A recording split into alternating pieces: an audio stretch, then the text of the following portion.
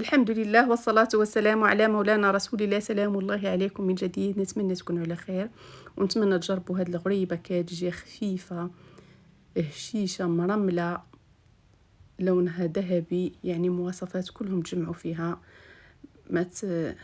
ما تعجزوش باش تحضروها، حتى المكونات راهم بساط. غنحتاج واحد 120 غرام زبدة بدرجة حرارة الغرفة اللي تكون بوماد. غنضيف ليها نصف كأس سكر، 2 بيضات وقبصة ملح وملعقة كبيرة ديال قشور الليمون الحامض. هنايا انا حكيت 2 حامضات ونخلط.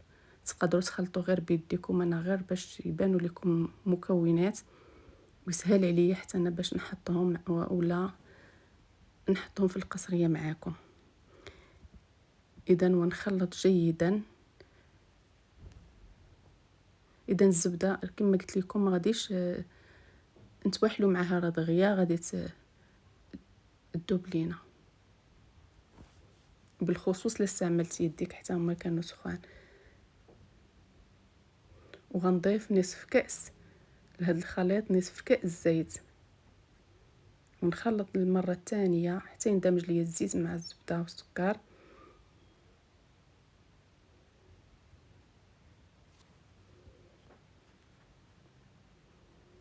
اذا مع التخلاط المستمر راه دغيا غادي يندمجوا. بعد ما غادي يندمجوا غنضيف كأس مملوء ديال الكوك يكون ميدم، يعني ملي نوضعو ما بين صباعي، يعني نحكم ما بين صباعي نشم هذيك الكوك، ريحه الكوك، وحتى اليدام كيبقى ليا بين صباعي. اما الكوك اللي كيكون رقيق هذاك يستحسن بلا ما تشريوه، لان هذا كيكون خرجوا منه دوك المواد الدهنيه ديالو عاد كيبيعوه. خذوا الكوك ديال الحلوى. اذا غنخلطو ونخليه واحد 5 دقائق، عاد غنرجع باش نضيف ليه الطحين اللي دخلت انايا تقريبا 4 الكؤوس. الكاس الرابع ماشي مملوء، خاصو غير شويه. اذا المكونات راني غنوضعها معكم ان شاء الله في صندوق الوصف. بالنسبه للطحين كاين اللي كيتشرب وكاين اللي لا، انا الطحين عندي دغيا شرب ليا، وبالخصوص الكوك حتى ولا كان مزيان راه دغيا كيتشرب، وحتى في الحلوى كيجي زوين. يعني هذاك الكوك اللي كما قلت لكم كيحيدوا منه ديك المواد الدهنيه، صراحه كيخسر لنا حتى الحلوى. الا درتي في شي حلوى دغيا كتنشف ليك. بقاو تشوفوا حبات الكوك تكون شويه كبيره، ولا درناها حكينا بين صباعنا تعطينا الماده الدهنيه كنشوفوها ونحسوا بها ونشموا ريحه الكوك.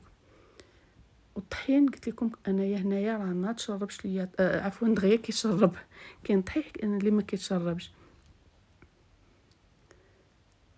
كما قلت لكم 4 الكؤوس مع عمراش.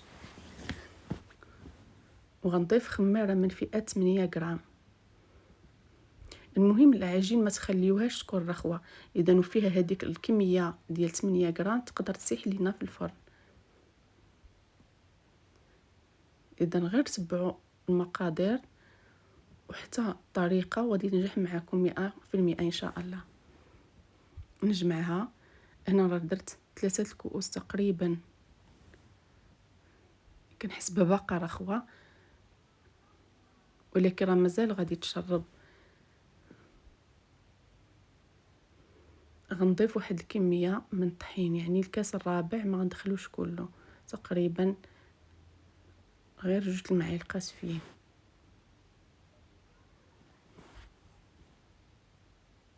واللي وصلت معايا حتى لهنا ما تبخلش عليا بتعليق ولو بسيط جدا واشتراك ولايك، حتى حنا ما كنبخلوش عليكم حتى حاجه صراحه.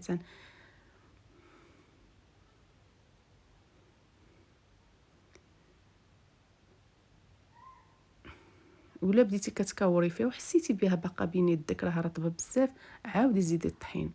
هنا فاش غنبغي ندوزها ان شاء الله غنضيف نصف كاس ديال السكر حبيبات ونصف كاس ديال الكوك، هذاك نيت اللي عجنت به. هذا كيعطيها واحد الترميله في الاخر كتجي حتى في الشكل في شكلها كيجي زوين.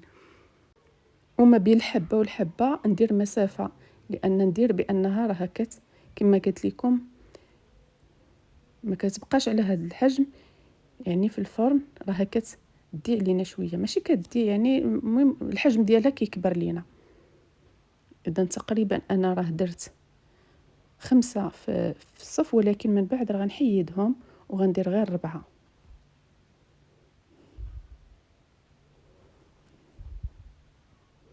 القياس تقريبا انا ما عبرتش معاكم، ولكن عينك ميزانك، يعني تقريبا ما بين 24 حتى ل 26 اللي باغا تعبر. وندير لها الوجه ديالها في الكوك وسنيده اللي هي سكر حبيبات، وغنبقى هكا حتى نكمل الكميه كلها. كما قلت لكم حاولوا تباعدوا ما بيناتهم.